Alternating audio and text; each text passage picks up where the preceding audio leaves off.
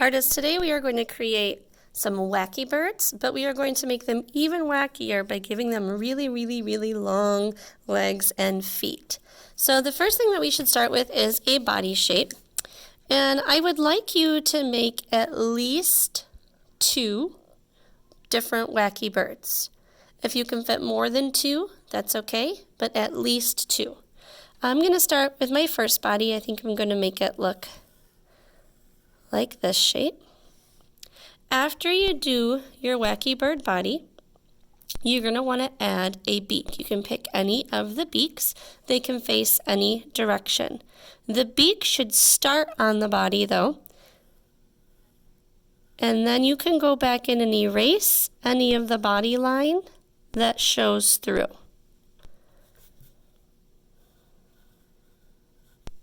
So I'm working on this one right here.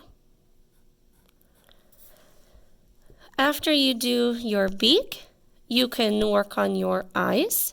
You can have eyes that are 2 different sizes or styles, and they should be somewhere on your wacky bird.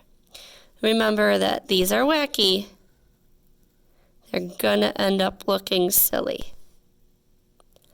After you do some eyes and a beak, you can think about the wings. You're probably only going to see one side of the wing here. I think I'm going to go with just the simple wing shape here. You can think about what's going to go on the top of your wacky bird's head.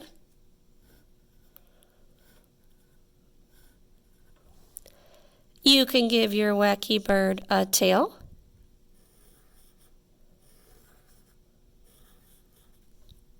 And feet. Remember, we want the legs and feet to be very long on this wacky bird.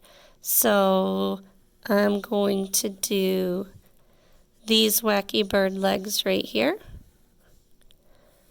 Notice that they are very long.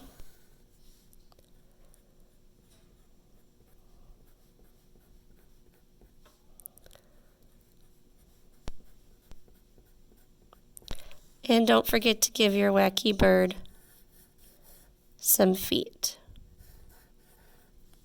So this is my first wacky bird. I'm going to do my second wacky bird right next to it. It can be facing the same direction or different. And I'm going to try to make it look a little different than the first one. Once you have your wacky birds drawn, I want to give your wacky birds a horizon line. So we're going to give them a spot to stand on. But our horizon line has to go above the top or highest foot. If I put my horizon line here, this bird isn't standing. So I want to put my horizon line somewhere above the highest foot. And it does not have to be a straight line. After you have given your birds a horizon line, I want you to trace your pencil lines with Sharpie.